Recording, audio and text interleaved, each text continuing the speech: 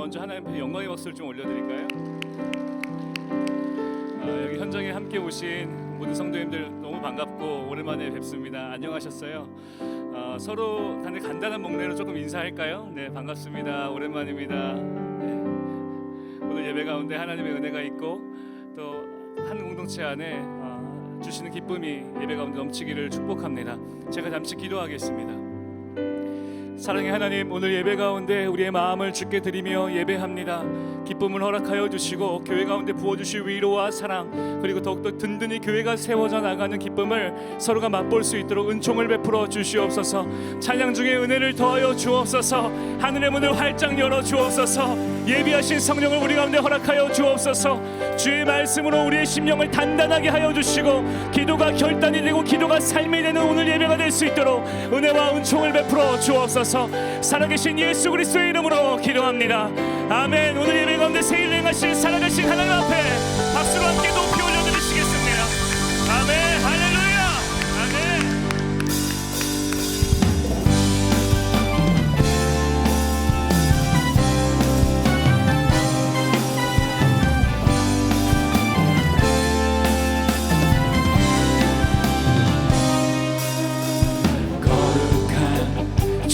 성전에 모인 백성들 와서 경배해 주님께 영광 돌리리. 주님의 일들은 놀랍고 길은 참되도다. 모든 자녀들 기뻐 즐거워하네. 보좌에 앉으신 어린 양께, 보좌에 앉으신 어린 양께 찬송하라. 모든 민족이 그분께 영광 돌리리. 수금과 빛바로 공경이 주를 높이어라. 소리 높여서 새 노래로 찬양. 찬양의 한 목소리로 새 노래로 모든 주의 백성들아 천사들아 화답하라.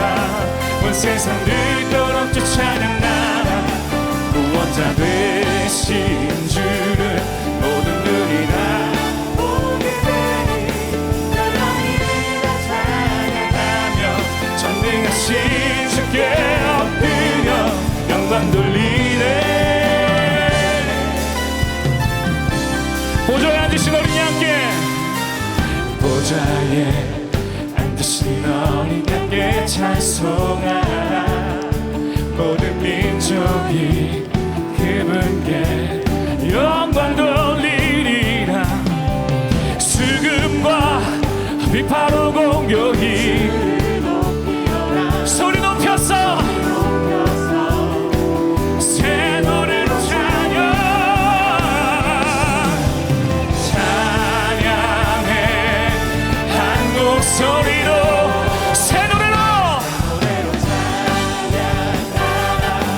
모든 주의 백성들아 천사들아 화답하라. 온 세상 듣도록 쫓아낸 나라 구원자 되신 주를 모든 눈이 다 보게 되니 열방이 다 찬양하며 전능하신 주께 엎드려 영광 돌리네. 모든 찬송과 영광을 주께, 찬송과 영광과 지혜와 감사 주님께 영원 무궁토록 있으리라. 할렐루야. 주 하나님이 보존하시네. 박수 치며 새 노래로 찬양하라. 모든 주의 백성들아 천사들아 화답하라. 온 세상 듣도록 그 찬양 목소리 높여 원자 되신 주를 모든 눈이 다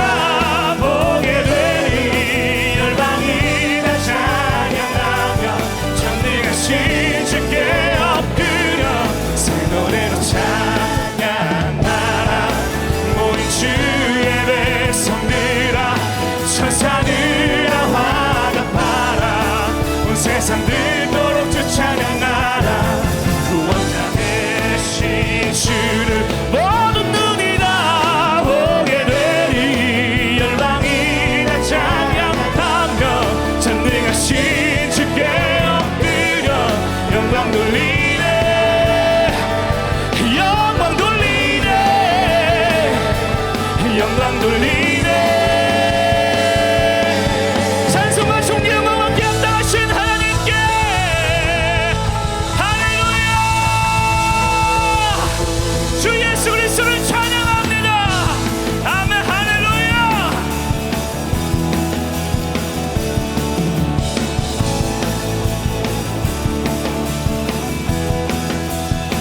모든 마음을 찬양해.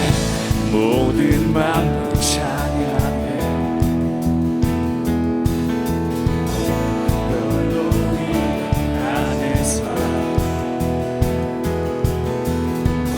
신실하신 주의 영광 예수 그리스도.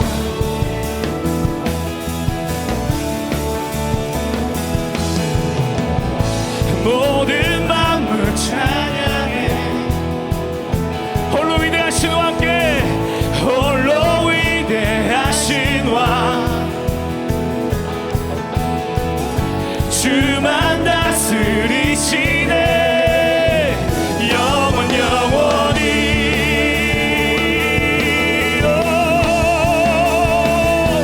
오, 위대한 하나님 온 민족 찬양하네.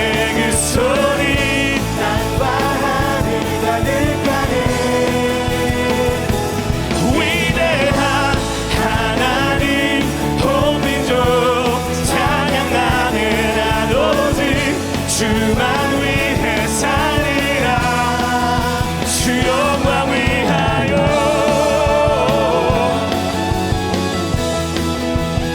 나의 생명 드리리.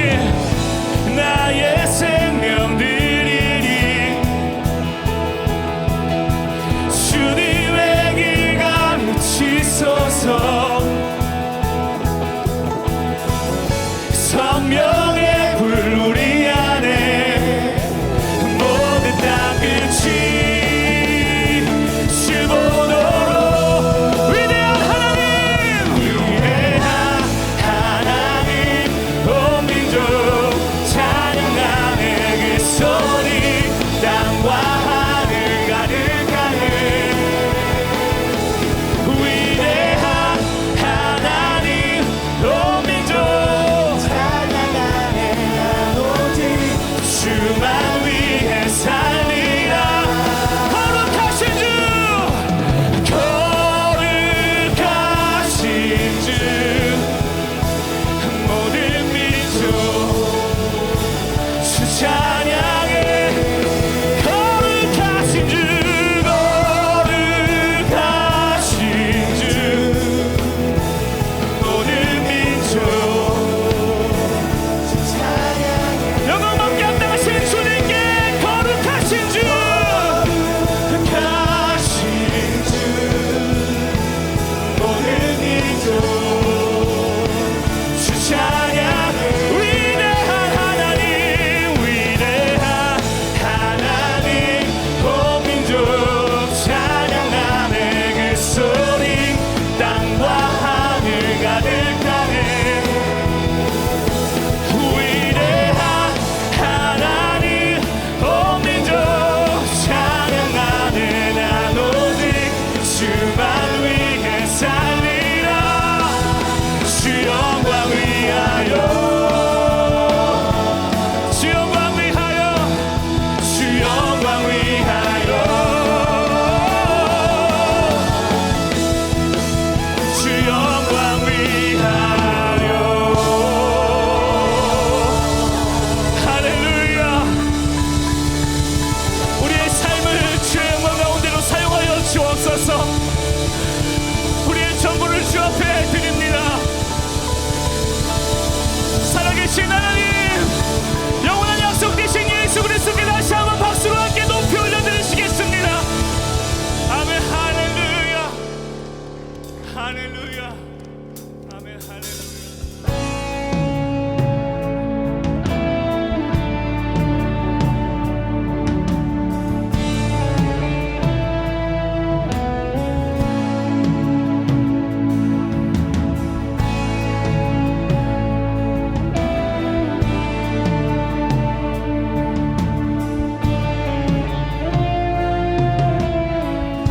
빛나는 왕의 왕, 빛나는 왕의 왕, 영광의 주님, 온 땅 기뻐하라, 온 땅 기뻐하라. 광채의 빛보 어두움을 비춰 저 원수는 떠내, 저 원수는 떠내. 위대하신 주, 위대하신 주, 찬양의 위대하신 주, 모두 알게 되리라.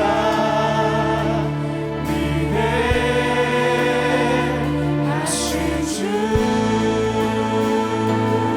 영원한 주의 주, 영원한 주의 주, 시간의 주,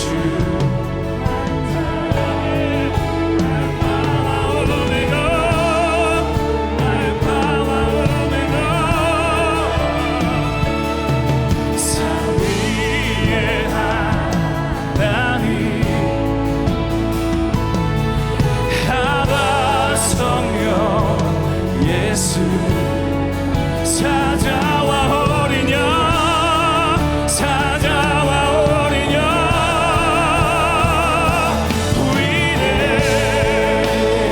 위대하신 주, 찬양의 위대하신 주, 모두 알게 되리라. 위대하신 주, 위대하신 주, 위대하신 주, 찬양의 위대하신 주, 모두 알게 되리라. 위대하신 주, 모든 이름 위에, 모든 이름 위에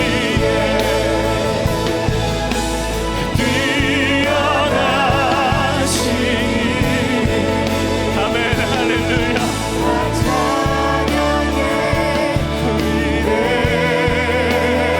위대하신 주, 왕 대신 하나님 앞에 경배합니다. 모든 이름 위에, 모든 이름 위에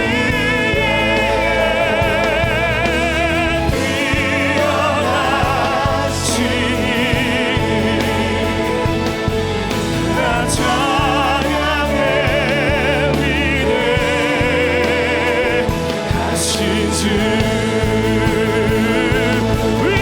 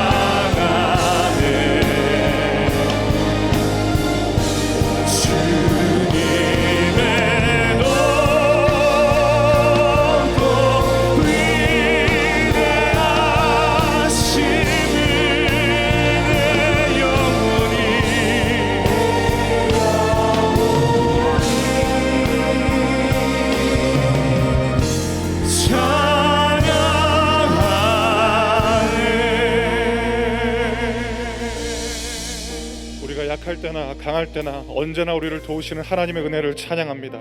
이 시간 우리 예배를 위해서 기도합시다. 온라인과 현장 예배로 드리는 모든 예배, 주께서 우리에게 예비하신 은혜를 부어 주시옵소서. 다시 십자가 앞으로, 말씀 앞으로, 다시 기도의 자리로 나아가는 예배되게 하여 주시옵소서. 예수 그리스도 보혈의 은혜와 능력으로 우리 죄와 허물을 씻어주시고 다시 한번 우리 마음에 주님을 향한 사랑과 기쁨을 회복시켜 주시옵소서. 식어진 우리 마음에 다시 한번 주의 사랑을 부어주셔서 믿음의 눈과 마음의 문이 열려서 주를 보고 듣는 기적의 예배되게 하여 주시옵소서. 이 시간 함께 예배를 위해서 기도하며 나아가겠습니다. 주님 우리에게 은혜를 더하여 주시옵소서. 이곳 현장 예배와 그리고 모든 가정마다 드리는 온라인 예배 가운데 주님의 우리에게 예비하신 은혜를 부어주시옵소서. 주님의 은혜로 말미암아 십자가 앞으로 나아갈 수 있게 하시고 우리에게 주시는 주의 말씀 앞으로 나아갈 수 있게 하여 주시옵소서. 기도가 회복되게 하시고 기도가 더욱더 깊어지는 예배되게 하여 주시옵소서. 주 예수 그리스도의 보혈의 은혜와 능력을 의지하며 나아갑니다. 우리들의 모든 죄와 허물을 씻어주시고 다시 한번 우리 마음에 주님을 향한 사랑과 기쁨을 회복시켜 주시옵소서. 주님 식어버린 우리들의 마음에 다시 한번 뜨거운 주님의 사랑을 부어주시고 믿음의 눈과 마음의 말문이 열려서 주를 보고 듣는 기적의 예배되게 하여 주시옵소서. 지난 10월 12일부터 사회적 거리두기 단계가 1단계로 완화됨에 따라 이번 주일부터 생활방역수칙 준수하에 주일 현장 예배가 다시 시작되었습니다. 오랜 시간 온라인으로만 예배드렸던 성도들에게 현장 예배 소식은 기쁨과 감사의 소식이기도 하지만 한편으로는 곳곳에서 들려오는 주일 현장 예배에 대한 우려와 더 나아가 교회를 향한 날선 비판에 무거운 마음이 들기도 하는 주일을 맞았습니다. 이 시간 우리 한국교회를 위해서 기도합시다. 주님, 한국교회를 보호하여 주시옵소서. 주님의 은혜로 이 땅의 모든 교회들을 안전하게 보호해 주옵시고 한국교회가 생활방역수칙 준수에 최선을 다해서 이웃을 섬기고 한국사회에 덕이 되는 예수 공동체 되게 하여 주시옵소서. 하나님께 전심으로 예배하고 동시에 이웃을 배려하고 섬기는 모든 마음의 중심에 언제나 하나님의 영광을 위한 순전한 믿음을 한국교회에 부어 주시옵소서. 이 시간 미자립교회와 개척교회들을 위해서도 기도합니다. 하나님, 저들을 지켜 주시옵소서. 보호하여 주시옵소서. 많은 고민과 걱정 속에서 주일을 맞았다 할지라도 복음의 능력으로 충만하게 하시고 주님이 주시는 은혜로 풍성한 주일이 되게 하여 주시옵소서. 이 시간 한국교회를 위해서 함께 기도하며 나아가겠습니다. 주님, 이 땅에 예수 그리스도의 모든 몸된 공동체들 한국교회를 붙잡아 주시고 보호하여 주시옵소서. 주님, 주님을 의지하며 기도합니다. 한국교회에게 지혜를 더하여 주시옵소서. 생활방역수칙 준수에 최선을 다할 뿐만 아니라 이웃을 섬기고 한국사회에 덕이 되는 예수 공동체 되게 하여 주시옵소서. 하나님, 이 땅의 모든 한국교회들이 하나님 한 분만을 전심으로 예배하길 간절히 기도합니다. 이와 동시에 이웃을 배려하고 섬기는 모든 마음의 중심에 언제나 주님의 영광을 향해서 순전한 믿음으로 나가길 기도합니다. 주님, 이 땅의 교회들에게 순전한 믿음을 더하여 주시옵소서. 미자립교회와 개척교회들을 위해서도 기도합니다. 하나님, 저들을 지켜주시옵소서. 보호하여 주시고 많은 고민과 걱정 속에서 주일을 맞았다 할지라도 복음의 능력으로 충만케 되게 하시고 주님이 주시는 은혜로 말미암아 풍성한 주일 되게 하여 주시옵소서. 11월 한 달간 드림감사 페스티벌이 있습니다. 그 중에서 셋째 주에 있을 전도 집회를 위해서 기도합시다. 주님, 우리에게 한 영혼을 향한 거룩한 부담감을 주시옵소서. 한 영혼을 천하보다 귀하게 여기시는 하나님 아버지의 마음을 우리에게도 부어 주시옵소서.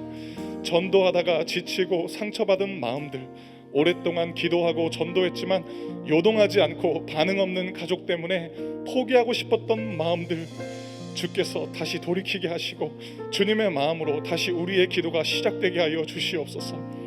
영혼을 향한 우리 마음이 다시 뜨거워지게 하여 주시옵소서. 하나님께서 이번 전도 집회를 통해 다시 한번 우리의 마음을 깨워주시고 또 초청할 수 있는 기회를 주셨사오니 담대하게 예수 그리스도 이름을 전하게 하시고 기도하며 기대할 수 있는 우리들에게 믿음 더하여 주시옵소서. 전도를 방해하는 모든 악한 영들이 떠나가게 하시고 복음을 방해하고 속이는 모든 영들이 참 진리 되신 예수님의 이름 앞에 무릎 꿇게 하여 주시옵소서. 주님, 이 상황 속에서도 전도의 문을 활짝 열어 주시옵소서. 전할 때 기적이 일어나게 하시고 전할 때 생명이 흘러가게 하여 주시옵소서. 함께 기도하겠습니다. 주님, 이 시간 기도합니다. 우리에게 한 영혼을 향한 예수의 마음을 주시옵소서. 하나님 아버지의 끓는 마음을 우리에게 주시옵소서. 주님, 우리들의 마음을 주님의 마음으로 분석해 되기를 간절히 기도하오니 영혼을 바라볼 때 주님의 시선으로 바라볼 수 있게 하시고 내 사랑하는 가족들을 위해서 기도할 수 있게 하여 주시옵소서. 주님, 우리에게 가장 소중한 것은 예수 그리스도의 생명입니다. 그 가장 소중한 예수 그리스도의 생명을 아직 하나님을 알지 못하는 가족들에게 전할 수 있는 우리 모든 드림들이 되게 하여 주시옵소서. 전도를 방해하는 모든 악한 세력들과 어둠의 권세들이 떠나가게 하시고 참 진리 되신 예수 그리스도의 이름 앞에서 모든 것들이 다 무너지게 하시고 예수로 말미암아 다시 세워지는 우리들의 가족들과 우리들의 가족이 될 수 있도록 주님 우리들에게 함께하여 주시고 주님의 이름이 흘러갈 수 있게 하여 주시옵소서. 하나님 감사합니다. 우리에게 기도할 수 있는 시간을 주신 하나님의 은혜를 찬양합니다. 매번 기도할 때마다 하는 고백이지만 우리 기도에 소망이 있는 것은 우리 기도를 들어주시는 분이 하나님 아버지시기 때문입니다. 주님, 우리에게 믿음 더하여 주사 우리들의 기도를 통해서 성실하게 일하시는 주 하나님 보게 하여 주시옵소서. 이 모든 말씀 지금도 우리와 동행하시는 주 예수 그리스도의 이름으로 기도드렸습니다. 아멘. 주님의 성령 지금 이곳에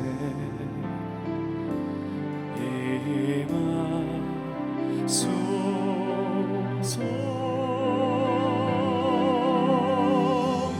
주의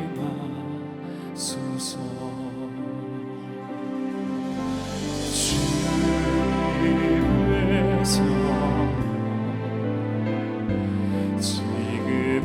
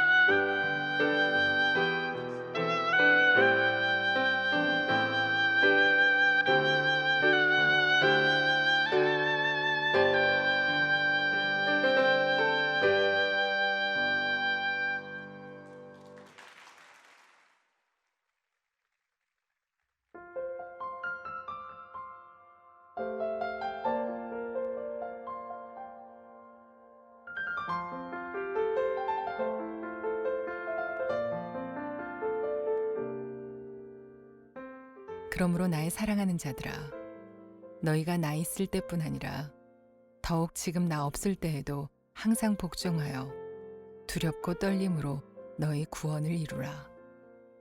너희 안에서 행하시는 이는 하나님이시니 자기의 기쁘신 뜻을 위하여 너희에게 소원을 두고 행하게 하시나니 모든 일을 원망과 시비가 없이 하라. 이는 너희가 흠이 없고 순전하여 어그러지고 거스르는 세대 가운데서 하나님의 흠없는 자녀로 세상에서 그들 가운데 빛들로 나타내며 생명의 말씀을 밝혀 나의 다름질이 헛되지 아니하고 수고도 헛되지 아니하므로 그리스도의 날에 내가 자랑할 것이 있게 하려 함이라. 만일 너희 믿음의 재물과 섬김 위에 내가 나를 전제로 드릴지라도 나는 기뻐하고 너희 무리와 함께 기뻐하리니 이와 같이 너희도 기뻐하고 나와 함께 기뻐하라.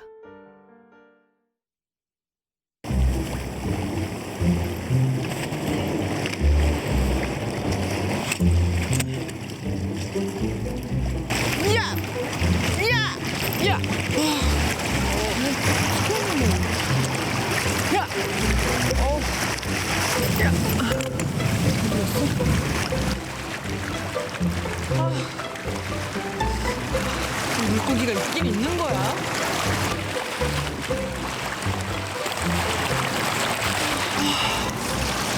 잘 안 되네. 짐 싸서 집에 갈까? 포기하면 아니래요.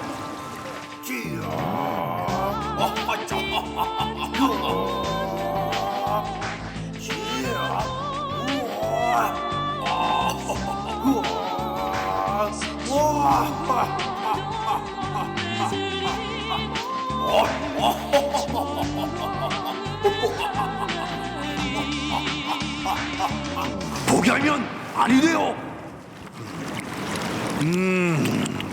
이대로 가면 아니 돼요. 다 때가 있다 하지 않았어. 같이 한번 해보겠어. 요 미끼 you so fine. 너와 나의 미끼. 요 미끼 따라해보시오. 이크 에크 이크 에크 따라해보시오. 왼발 오른발 손머리 위로 좌우로 흔들. 집중하시오. 때가 왔어. 입질 왔어.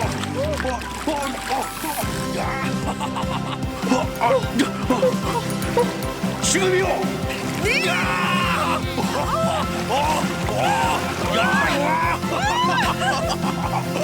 왔어. 믿고 하니까 진짜 되네요. 사실 낚시는 내 부전공이요. 진짜는 따로 있어.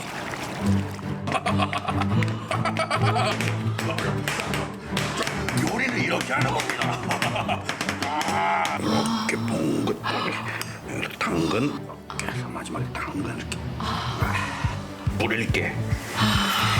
이게 이제 던질게. 귀한 분을 대접할 땐 오리가 제격이요.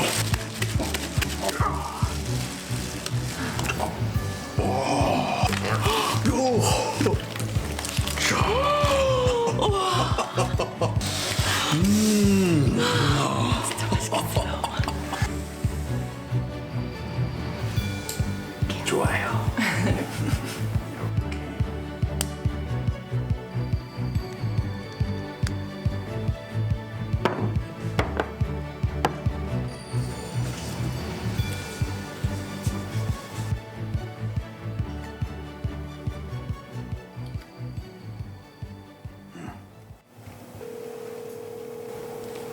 엄마, 뭐해?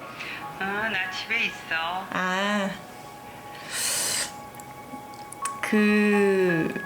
지금이요. 엄마, 우리 같이 예배 드릴래요?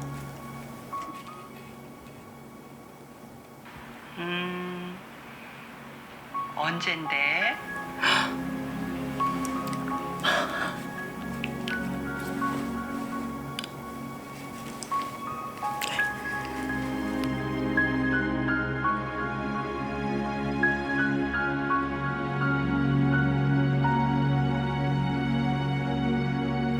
때가 이르면 다 거둔다 하지 않았어.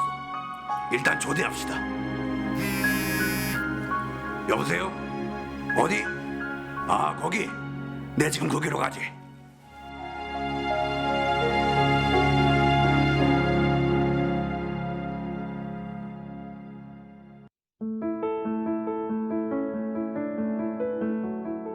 (10월 18일) 주일 서울 드림교회에서 전해드리는 안내사항입니다. 주일 예배 관련 안내입니다. 사회적 거리두기 조정에 따른 방역 조치로 수도권 교회의 현장 예배가 시작됐습니다. 상문고등학교에서도 교육부 공문에 따라 학교 시설을 열게 돼 교회에서는 오늘부터 현장 예배와 온라인 예배를 동시에 드립니다. 현장 예배 시간은 기존의 온라인 송출 시간과 동일합니다. 예배실 좌석수의 30% 참여 조치에 따라 체육관은 1.5m 간격으로 250석의 의자가 놓입니다. 각종 대면 소모임과 행사는 금지이기 때문에 셀 모임은 계속해서 온라인 줌으로 진행됩니다. 카페는 안전수칙을 준수하며 운영되고 음료만 판매합니다. 현장 예배는 별도의 사전 신청 없이 원하는 시간대에 오실 수 있습니다. 전산 출입증 발급 관련 안내입니다. 현장 예배 참여 시 전산 출입증은 개인 스마트폰 앱을 통해 발급받으실 수 있습니다. 먼저 QR코드를 통해 앱을 다운받으세요. 교회 이름에만 서울 드림교회를 넣고 검색해주세요. 검색 화면 하단에 교회 박스를 누릅니다. 본인 이름과 휴대전화 번호를 적고 인증 신청을 누릅니다. 문자 메시지로 보내진 6자리 인증번호를 넣고 전송하기를 누르시면 출입증이 발급됩니다. 인증이 안 되거나 앱 설치가 어려운 분들은 교회로 문의하시거나 현장에서 안내데스크에 문의해 주시면 발급을 도와드립니다. 차세대 주일 현장 예배 관련 안내입니다. 차세대는 25일 주일부터 현장 예배와 온라인 예배를 동시에 드립니다.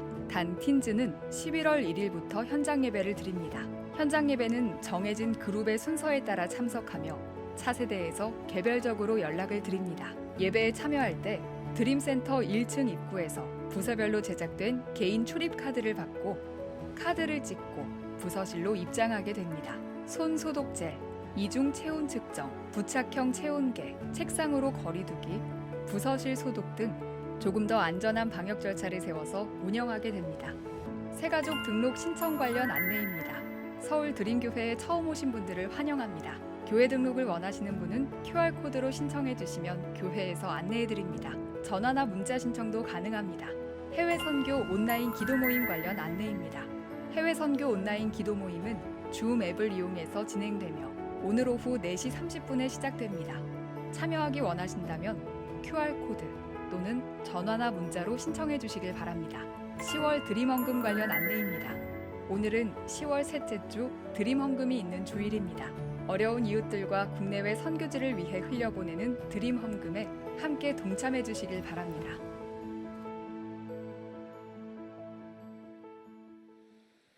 할렐루야.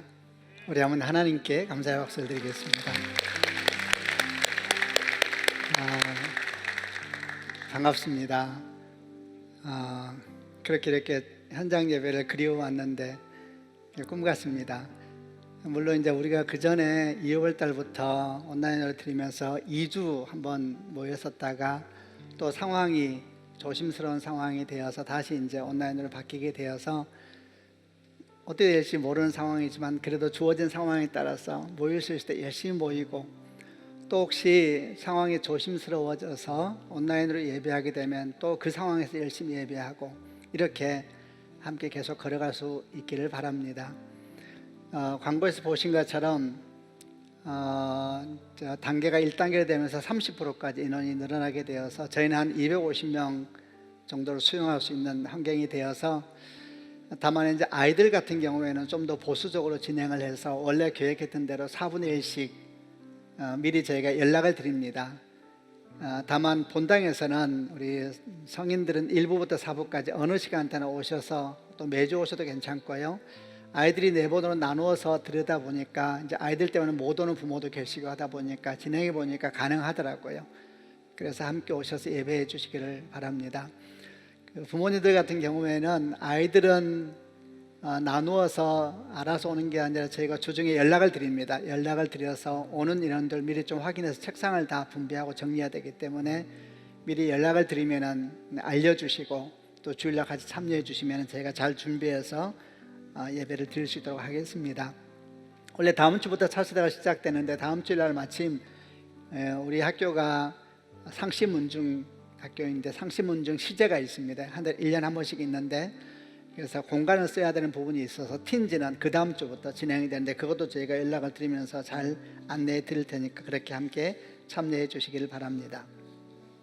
그리고 앞에 있는 영상은 우리 11월 달에 드림 페스티벌 진행되는 저희가 11월 셋째 주일이 창립주일이면서 전통적으로 추수감사 주일입니다. 그래서 11월 한 달을 저희가 그렇게 준비하는데 몇 가지 내용을 똑같이 준비하고 있어서 그때 현장 예배와 온라인 예배가 어떻게 상황이 진행될지는 모르지만 그래도 진행을 하려고 합니다. 우선 첫 번째는 사랑 드림박스가 진행이 되는데 지난 주일날 저희가 온라인으로 신청을 받으니 생각보다 많이 못 하셨어요. 근데 마침 주중에 현장 예배가 열리게 되어서 이렇게 좀 진행을 하려고 합니다. 저희가 오늘부터 계속 밖에서 신청을 바로 받으면서 박스를 바로 드리려고 합니다. 그래서 그 박스도 11월 첫 주부터 다음 주도 계속 나누어지고 11월 첫 주부터 3주에 걸쳐서 주일날 계속 가져오시면 됩니다. 원래는 저희가 드라이브 스루를 하려고 그랬는데 계속 가져오면 좀 더 참여가 용이할 수가 있어서 예배 끝나고 밖에 나가셔서 신청하시고 다 박스를 좀 가져가시기를 바라고요. 그럼 저희가 잘 수고해서 원래 우리가 했던 것처럼 여수를 중심으로 한 섬 지역인 미자리 교회들하고 국내에 있는 외국인 분들이 참 많습니다. 그분들에게 추수감사절을 맞이해서 저희가 사랑을 나누려고 하니까 기쁘게 많이 참여해 주시기를 바랍니다. 또 저희가 11월 셋째 주일 날은 두 가지, 하나는 감사헌금 하려고 합니다. 작년도 그랬었는데 그 헌금은 고스란히 밖으로 좀 더 흘러보낼 그런 어려운 상황에서 흘러보내려고 하는데 주로 이제 저희가 이번에 나온 감사헌금을 쓸 방향은 첫째는 우선 교회 내에 어려운 분들이 많이 생기고 있어서 그분들을 돕는 일에 일부를 사용하게 될 것이고 또 저희가 한번 미자리 교회는 어려운 게 월세를 지원했는데 계속 상황이 계속되고 있어서 이제 거의 그 말이 다 들어가 버린 상태여서 할 수 있는 대로 그분들 월세를 좀 돕는 일에 재정을 흘려보내려고 합니다. 그리고 우리 박희창 선교사님하고 허은경 선교사님이 잘 준비되어서 이제 난민 캠프하고 그 여성들을 위한 난민 여성들을 위한 사역을 준비하는 그런 본부를 만들고 여러 환경을 만드는 일 가운데 재정을 쓰려고 하니까 다들 조심스러운 상황이 어려운 상황이지만 그래도 기쁜 마음으로 많이 참여해 주셔서 흘러보낼 수 있는 기회가 될 수 있기를 바랍니다. 그리고 셋째 주일날 아까 이제 영상 그 낚시 광고가 나를 따라오느라 내가 너를 사람을 낚는 어부가 되게 하리라 베드로에게서 말씀을 모티브로 하여서 낚시를 보여주었는데 11월 셋째 주일날을 전도 집회로 합니다. 코로나로 영상 예배를 드려도 그대로 하려고 하고 그래서 저희들이 알려드린 것처럼 부모님들, 가족 중에 안 믿는 분들 이번 기회에 초청하여서 주로 이제 가정에서 예배를 주로 많이 드리게 될 것 같아요. 그래서 혹시라도 필요한 분들은 저희가 음식을 보내드리니까 아까 오리 나왔죠. 음식으로 유혹하는구나 생각하셔도 뭐 도움을 저희가 드리고 싶은 마음이니까요. 신청해 주시고 이렇게 원래 전도 집회 할 때에는 기도해보고 물어보고 하겠다 그러지 말고 기도한 대로 신청하는 겁니다. 그리고 같이 11월 셋째 주까지 기도하면서 가는 거거든요. 그렇게 놓고 하면서 어떤 경우는 안 열리기도 하겠죠. 그래서 저희가 계속 상황 파악하면서 명단을 우선 주시면은 기도하면서 상황을 해 나가니까 예배 끝나고 난 다음에 바로 밖에 나가면 이렇게 QR코드가 벽에 붙어 있습니다. 그래서 그동안 가족을 위해서 기도해 오신 분들은 다 빠지지 말고 미리 다 신청을 해 주세요. 그래야 저희도 흐름을 보면서 준비를 할 수 있기 때문에 다 신청해 주시고 함께 기도하면서 11월 셋째 주일날 그런 전도 집회를 같이 할 수 있도록 하겠습니다. 오늘은 사랑 드림박스하고 전도 집회 대상자를 좀 많이 관심을 가져서 신청해 주시길 바랍니다. 그리고 예배는 1부 예배 끝나고 난 다음에 2부로 성찬이 진행됩니다. 우리가 언제 또 현장 예배가 막힐지 몰라서 모일 때마다 저희가 성찬을 진행하려고 하니까 2부 예배 때 온라인으로는 참여할 수가 없어서 2부 때 진행을 하니까 기억해 주시고요.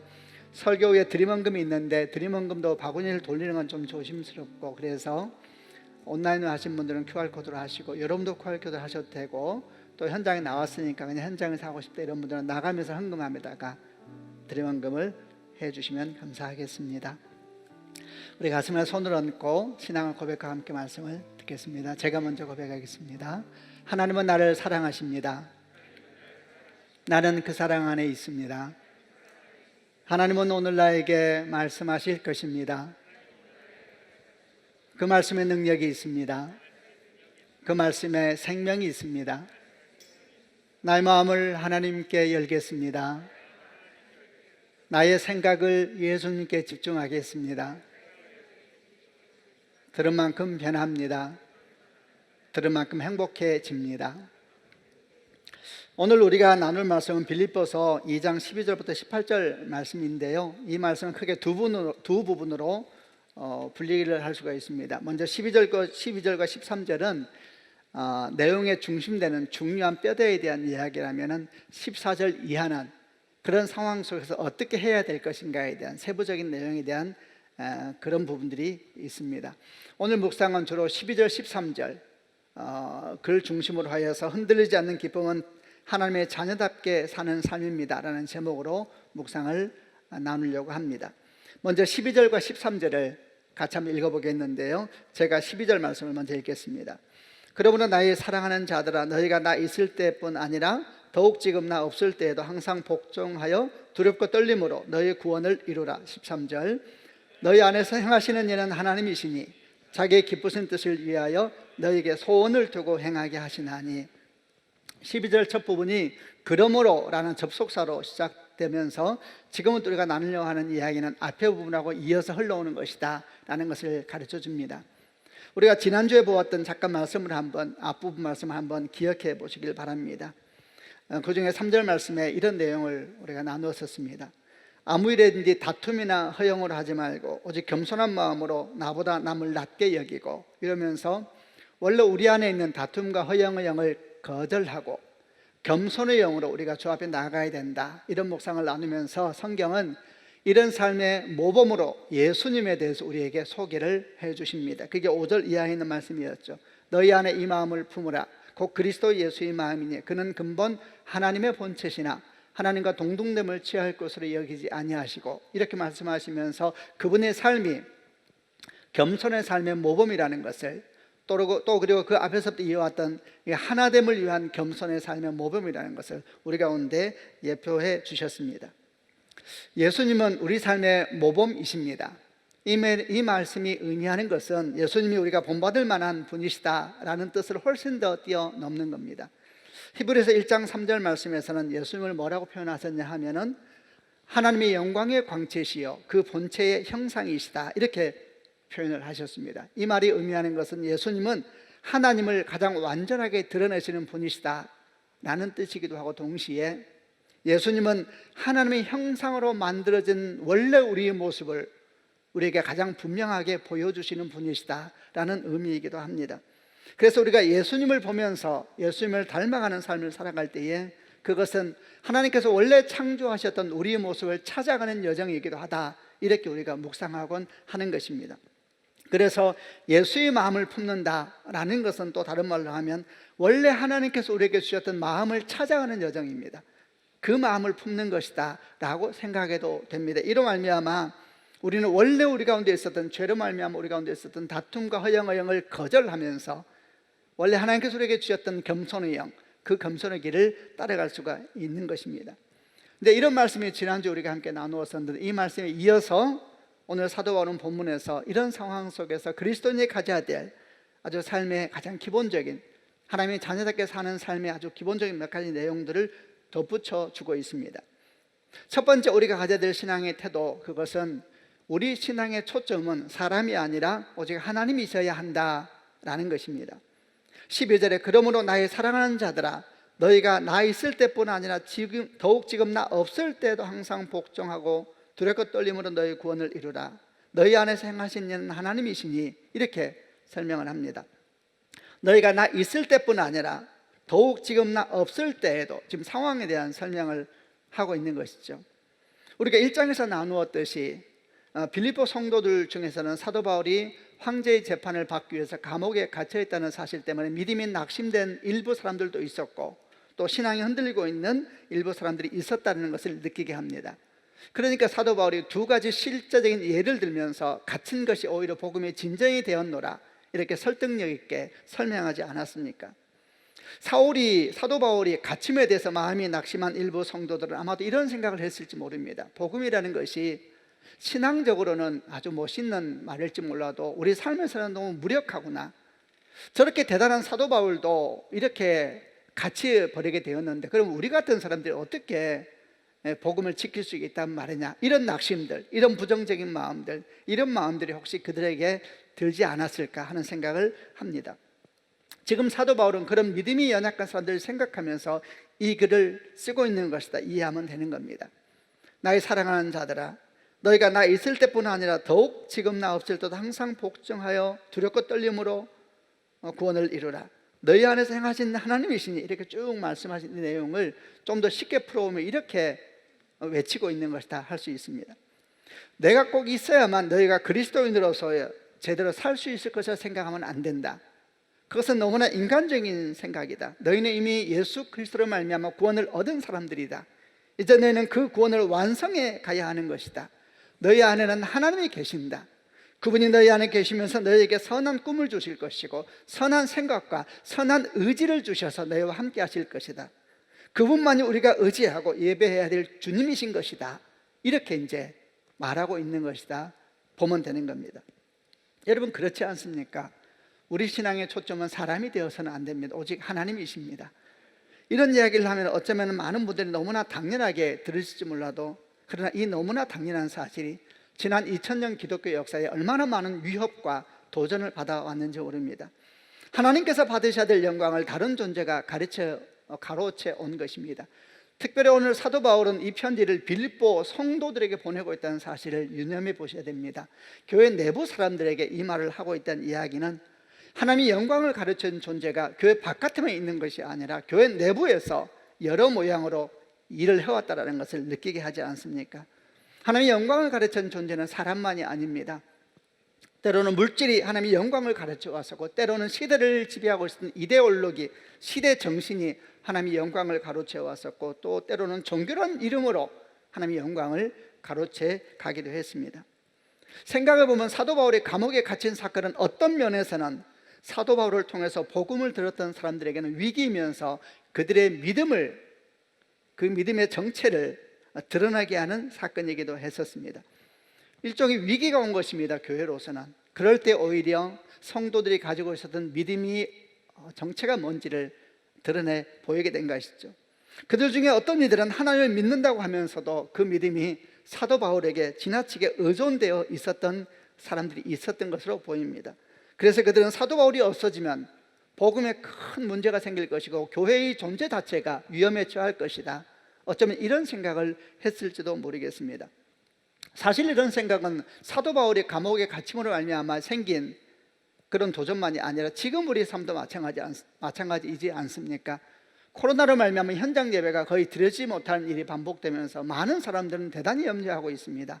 이로 말미암아 복음에 치명적인 문제가 생기는 것은 아닐까? 혹시 지역교회가 무너지는 것은 아닐까? 특별히 이렇게 생각하는 많은 사람들이 그동안 신앙생활을 하면서 눈에 보이는 것은 너무 집착해 왔다든지 거기에 너무 의존되었던 사람들, 눈에 보이는 건물과 사람의 지극히 의존되었던 신앙생활을 했던 사람들은 아주 비슷한 생각의 흐름 속에 들어갈 수가 있는 겁니다. 여러분, 이런 상황을 전해드리는 사도 바울의 마음이 어떠했겠습니까? 사도 바울은 복음을 전하는 초창기부터 마지막까지 그가 가지고 있었던 변치 않는 아주 중심적인 태도가 하나 있었습니다. 그런 태도가 잘 나타난 사건이 사도행전 14장에 하나 기록되어 있는데, 사도행전 14장에 있는 사건은 사도 바울이 처음 복음을 전했던 초창기 1차 선교 전도 여행 때 루스드라라고 하는 곳에서 있었던 사건입니다. 그때 루스드라에 나면서부터 걷지 못하는, 그래서 앉아서 생활해야 되는 한 사람이 있었습니다. 사도 바울이 복음을 전하고 있을 때 이 사람이 와서 그 무리 가운데 있으면서 아주 주목해서 복음을 듣고 있었고, 사도 바울이 복음을 전하다 그 사람을 보게 되었습니다. 그리고 그 사람 안에 구원을 받을 만한 믿음이 있다는 사실을 알게 됐습니다. 그래서 사도 바울이 그 사람을 향하여 바라보면서 이렇게 말했습니다. 네 발로 일어나 서라. 그러자 놀랍게도 이 사람은 그 말을 그대로 받고 일어나 섰습니다. 주변 사람이 야단이 났습니다. 많은 사람이 다 그걸 보고 너무나 놀라면서 그 지역 방언으로 이렇게 그들이 말하기 시작했습니다. 신들이 사람의 형상으로 우리 가운데 내려왔구나 이러면서 바나바를 제우스라고 부르고, 그리고 바울을 헤르메스라고 부르면서 소를 끌고 오고 화환을 가져와서 그들 앞에 놓고 제사를 지내려고 하는 이런 일이 펼쳐졌습니다. 그러자 바나바와 바울이 이런 행실을 보면서 옷을 찢으면서 그들 가운데 찢어 들어가서 외쳤습니다. 왜 이런 일을 하느냐? 우리도 너희와 똑같은 사람들이다. 여러분에게 복음을 전한 이유는 바로 이런 헛된 일을 버리고 하나님께 돌아오라고 하기 위한 것이었다.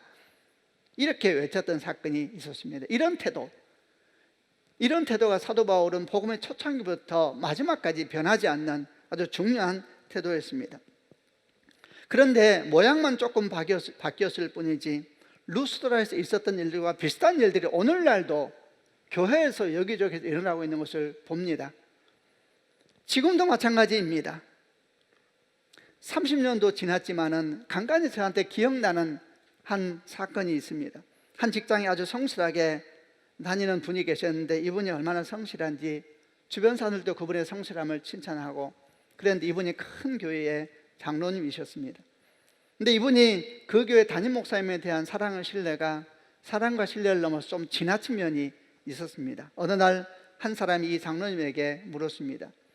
장로님, 그렇게 목사님을 사랑하고 그렇게 하시다가 혹시 그분이 이 땅을 떠나시기라도 하면 어떻게 하려고 그러십니까?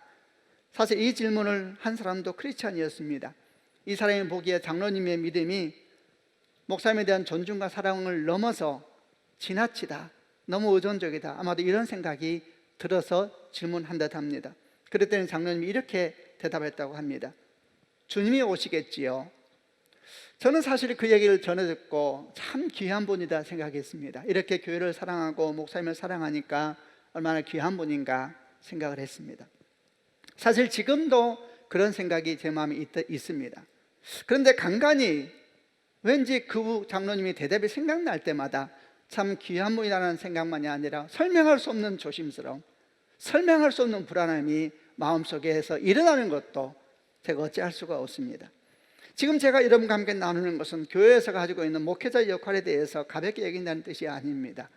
오히려 목회자의 역할이 그만큼 소중한 것이기에 그러면 그럴수록 교회의 중심 되시는 예수 그리스도, 교회의 머리 되시는 예수 그리스도, 그분을 향해서 더욱더 바르게 서야 되는 것입니다. 그럼에도 불구하고 어떤 사람들은 그 신앙생활에서 목회자에 대해서 또는 특정 사람에 대해서 지나치게 의존적이고 애착을 가지고 있는 것을 볼 때가 있습니다.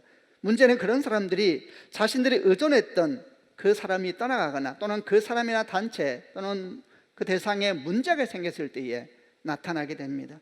그들이 가지고 있는 신앙의 근본이 흔들리면서 지나치게 분노하기도 하고, 그리고 그 신앙이 정말 어떻게 하지 못하는 모습을 많이 보고 있습니다. 저는 선교단체를 통해서도 보았고 교회를 통해서도 많이 보고 있습니다. 우리는 잊지 말아야 합니다. 우리 주님은 예수 그리스도이십니다. 눈에 보이는 교회는 없어집니다. 여러분, 목회자들도 다 주께서 부르시면 언제든지 이 땅을 떠나야 되는 것입니다. 그러나 여러분, 저희 주님은 이전이나 오늘날 영원토록 통일하실 뿐만 아니라 지금도 우리와 함께 하시고 우리가 천국 가서도 영원히 함께 하실 유일한 분이시여 찬양과 경배를 받기에 합당한 분이신 것입니다. 골로새서 2장 6절과 7절에 이렇게 말씀하고 있습니다. 제가 먼저 6절을 읽어보겠습니다.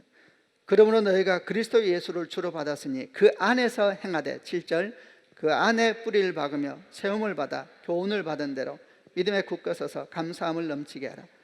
그리스도 예수를 주로 받았으니 그 안에서 행하되, 그 안에 뿌리를 박으며 in Christ, 예수 안에서 이렇게 말씀하고 있습니다. 주님께서 여자가 낳은 자 중에 가장 크다라고 말씀하셨던 세례 요한을 생각해 보았습니다.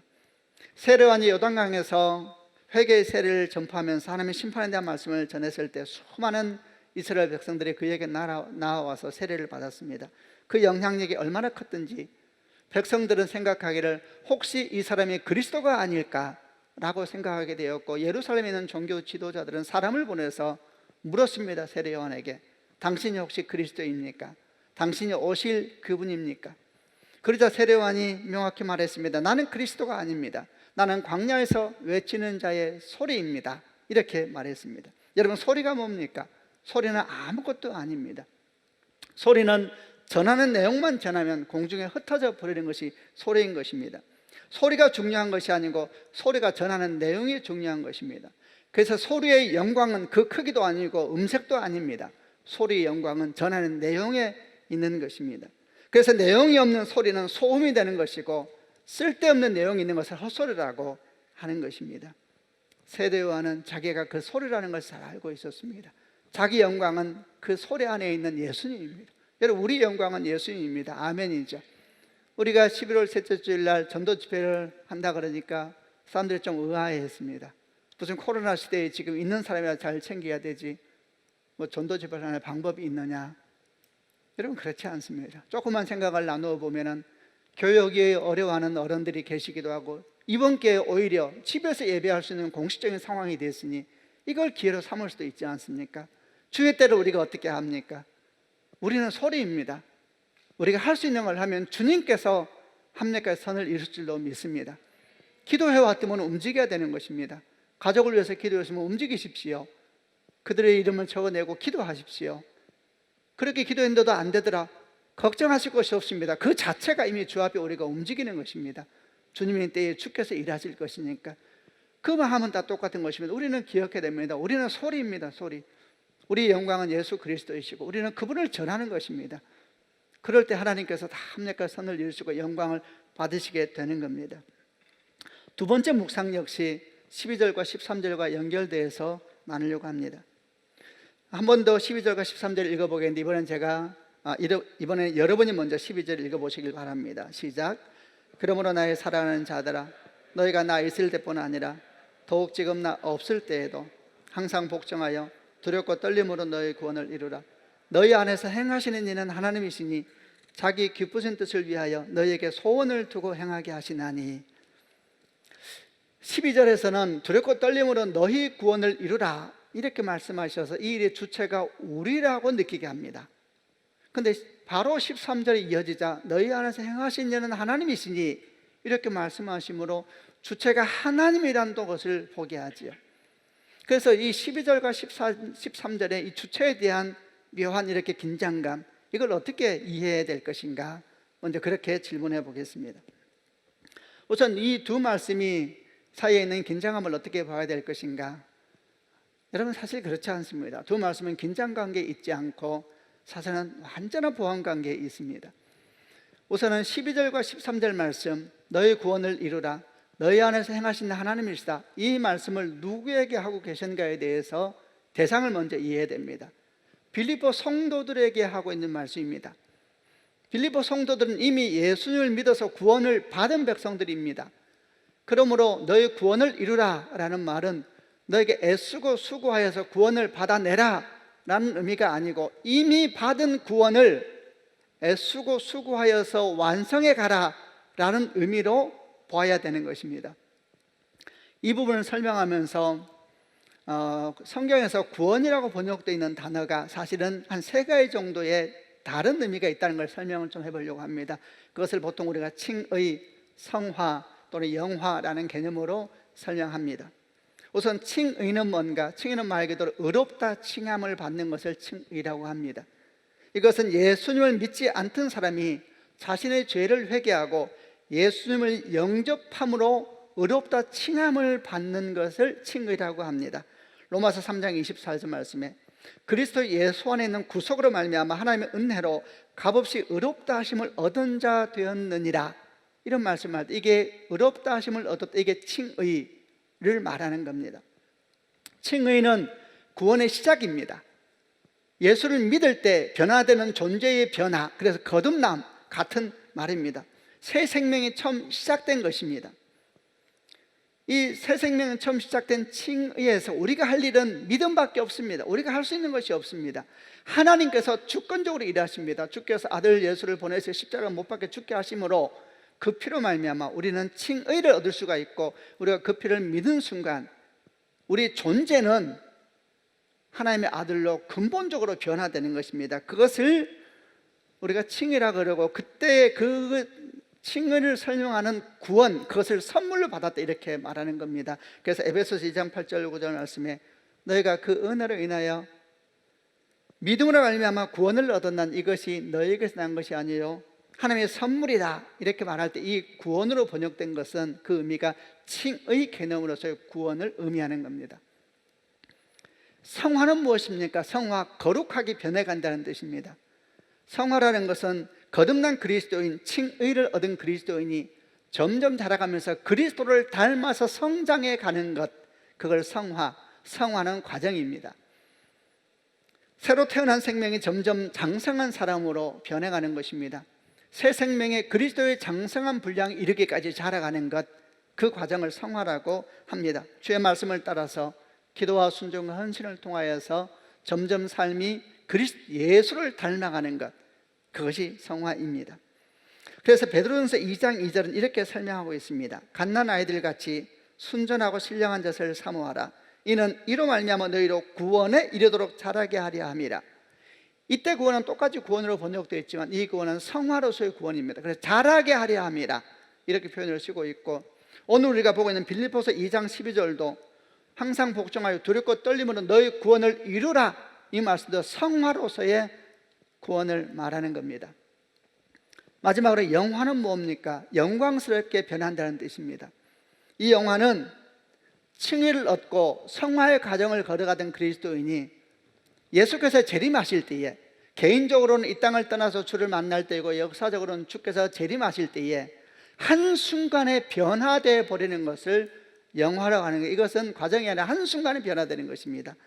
성경은 예수께서 재림하실 때에 마지막 나팔이 울려 퍼진과 동시에 순식간에 믿는 이들이 순식간에 변화된다 그랬습니다. 먼저 죽은 자들이 일어나서 새 몸을 입게 되고 그 후에 살아난 우리도 완전히 변화돼, 한순간에 변화됩니다. 이것을 영화라고 설명을 합니다. 고린도전서 15장 51절 52절에 보라 내가 너희에게 비밀을 말하노니 우리가 다 잠잘 것이 아니요 마지막 날에 순식간 호련히 변화되니 나팔 소리가 나며 죽은 자들이 썩지 아니할 것으로 다시 살고 우리도 변화하리라, 이렇게 표현하고 있습니다.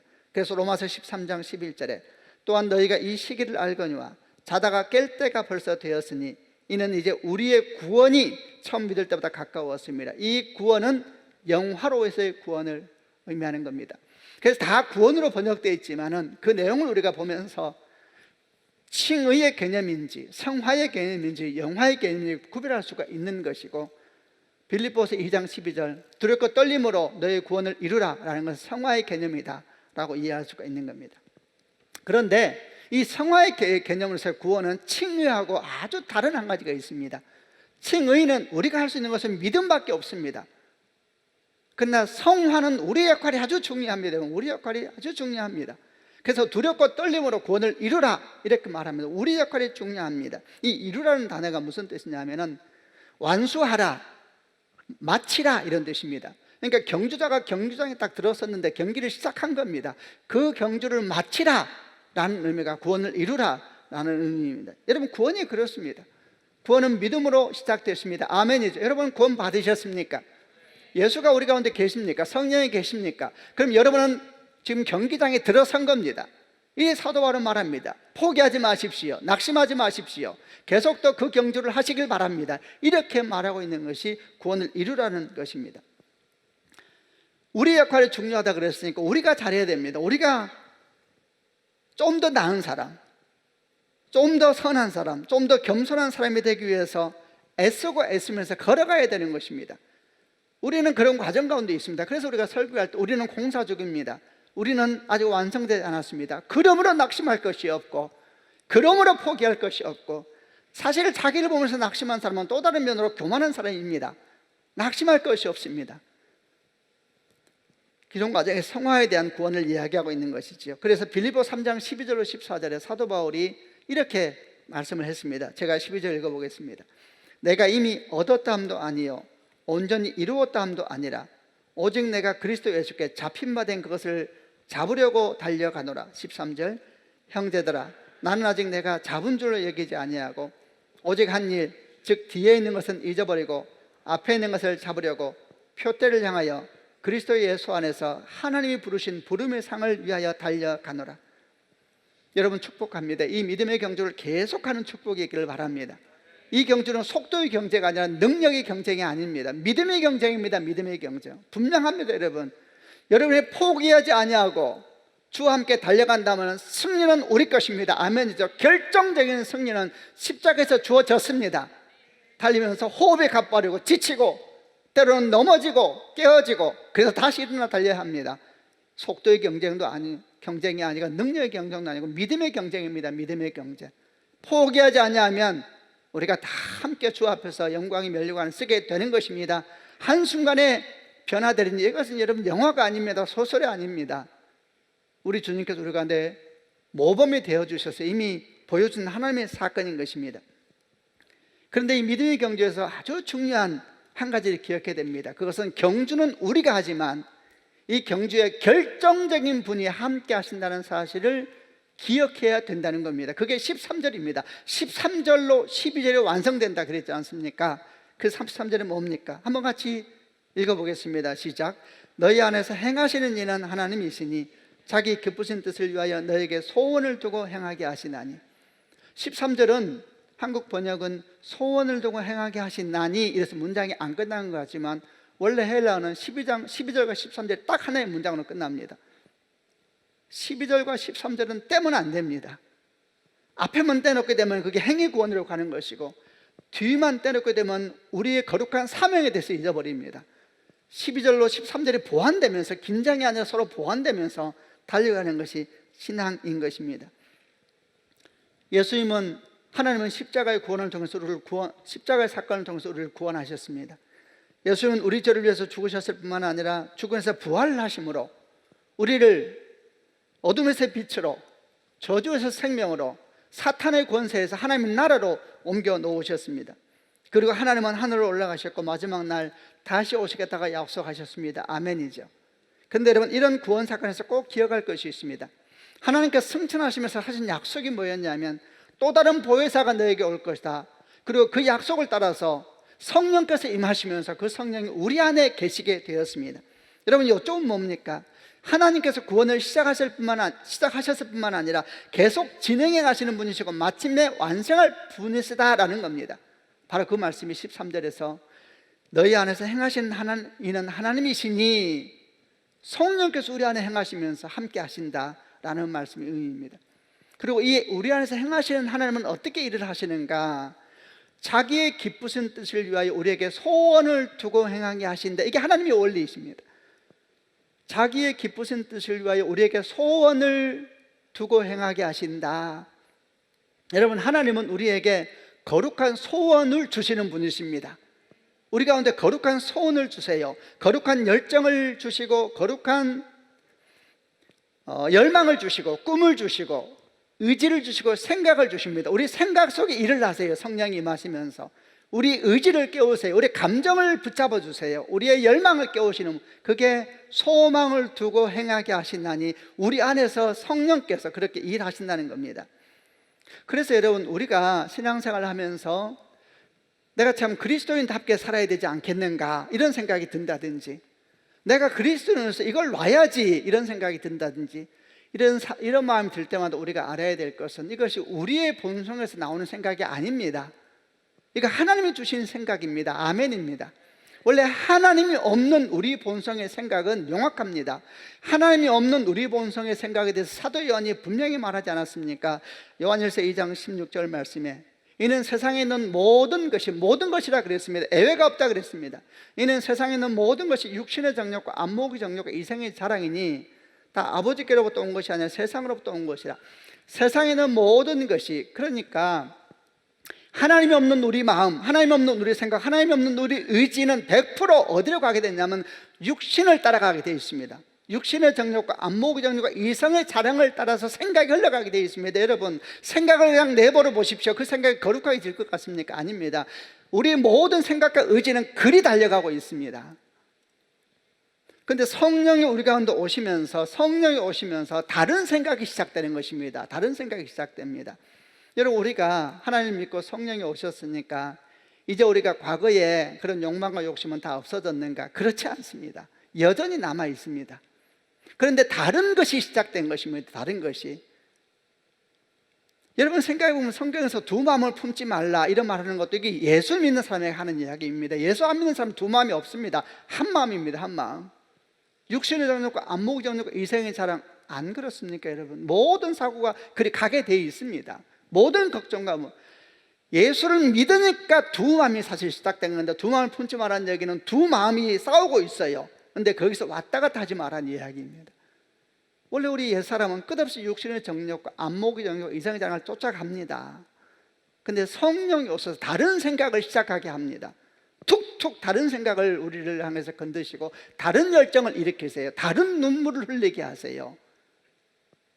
그래서 여러분, 신앙이라는 것은 그 둘 사이에 서 있는 거 아닙니까? 갈등이죠. 그래서 그리스도는 갈등해야 된다. 갈등이 없으면 크리스찬이 아니죠. 똑같이 여전히 술자리에 나가도 술 먹으면서 불편해야 크리스찬이죠. 똑같이 행동하면서 뭔지 모를 불편함이 끝나고 난 뒤에 돌아올 때 불편함이 생겨야 크리스찬이죠. 오늘 참 맛있구나 이렇게만 돌아오면 어떻게 크리스찬입니까? 그럴 수가 없어요.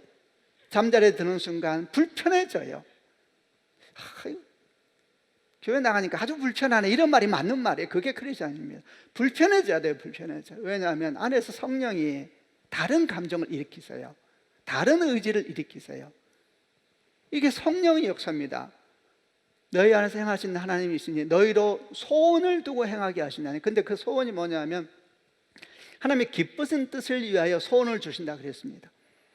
우리 생각에는 우리가 기뻐하는 것을 위해서 꿈을 주셔야, 그게 우리 꿈이죠. 우리 비전이 되어야 되는데 아닙니다. 성령은 하나님께서 기뻐하시는 소원을 주게 합니다. 우리가 기뻐하는 소원이 뭡니까? 아까 말한 거 똑같습니다. 우리가 기뻐하는 것은 육신의 정욕과 안목의 정욕과 이성의 자랑입니다. 성령은 다른 소원을 주시는 것이죠. 여러분, 이런 하나님께서 일하시는 것을 잘 생각해야 됩니다. 여전히 우리 안에서 옛사람이 일합니다. 그 옛사람은 끊임없이 우리를 염려하고 근심하게 하면서 그 염려와 근심이 어디서부터 오느냐? 육신의 정욕과 안목의 정욕과 이성의 자랑에서부터 옵니다. 끊임없이 우리를 그리 끌고 갑니다.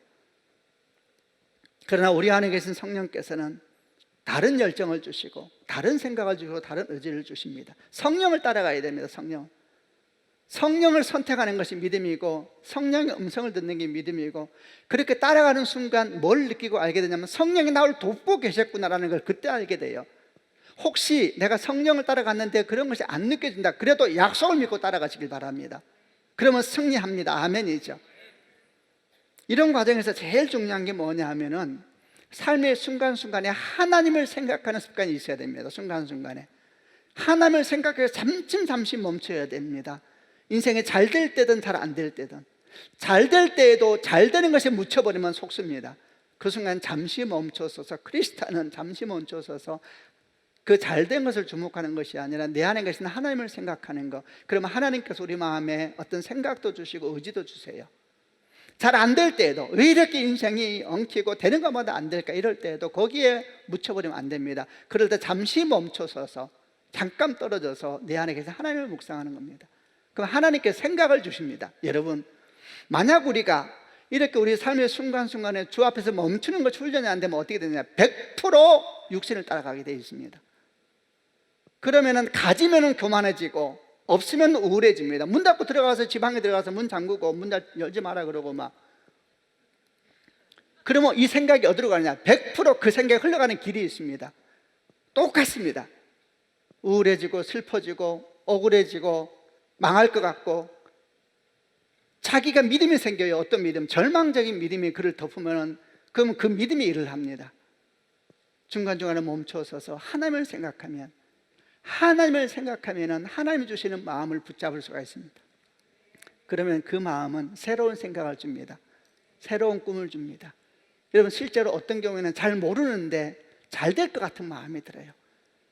잘 안 되는데 이 과정을 지나서 하나님의 나라가 오리라.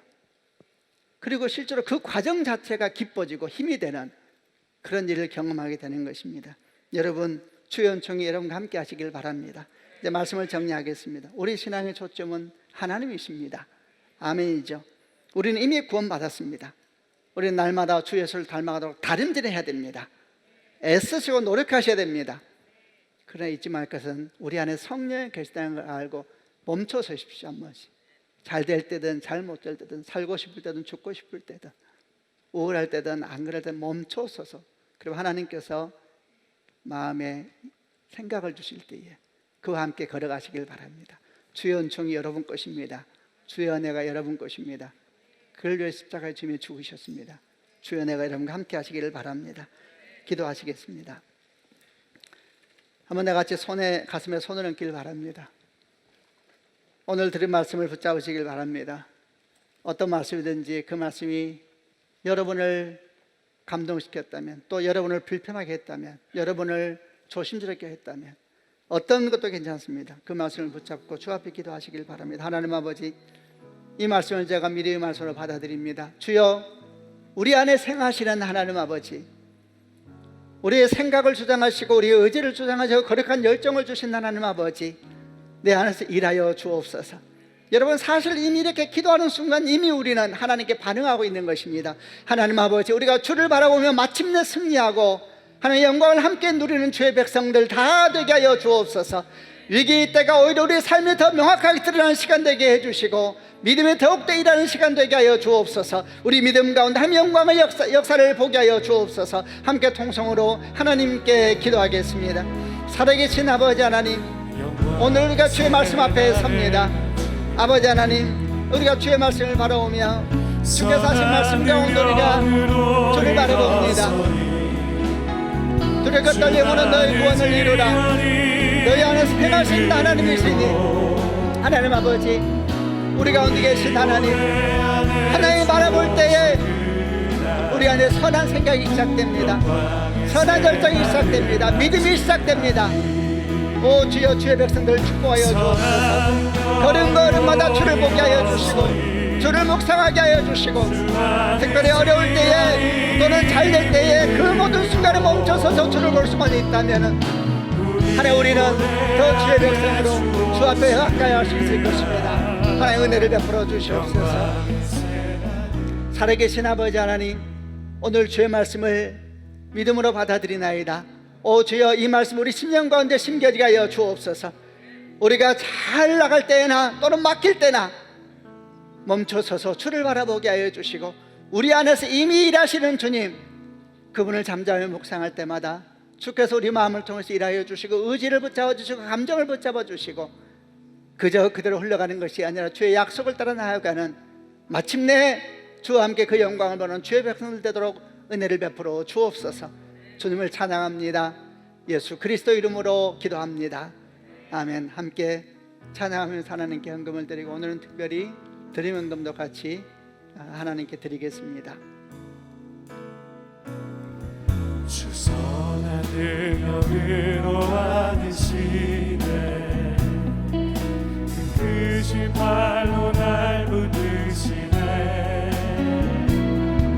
절망 속에도 흔들리지 않고 사랑하는 주 얼굴 보아니, 선한 능력으로 일어서리 주만 의지하리 믿음으로, 우리 고대 안에 주 오신 그날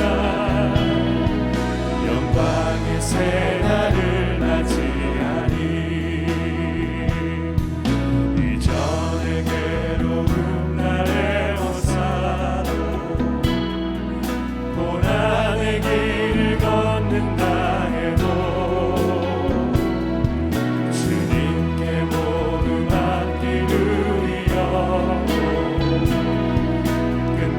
승리의 날을 맞으리. 선한 능력으로 일어서리 주만 의지하리 믿음으로, 우리 고대 안에 주 오실 그날 영광의 새날을 함께 자리에서 일어나셔서 찬양하도록 하겠습니다. 주께서 우리에게 허락하신 작은 촛불이 타게 하소서. 우리 원하신 하나님에게 하사 어두운 밝기 비춰주. 믿음의 손을 높이 들고 함께 찬양합니다.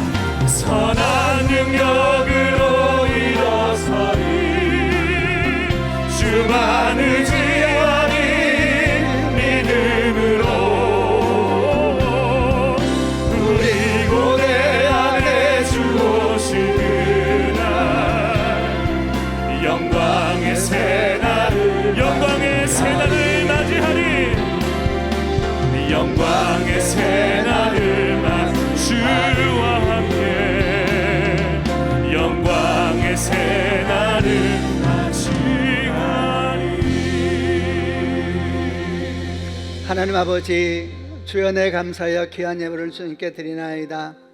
11조로 감사한 금으로 주일연금으로 특별히 또한 드림원금으로 주께 올려드리오니 오 주여, 주께서 이 재정 가운데 기름 부어주셔서 주의 뜻을 이루는데 귀하게 사용되는 하나님의 재정이 되게 하여 주옵소서.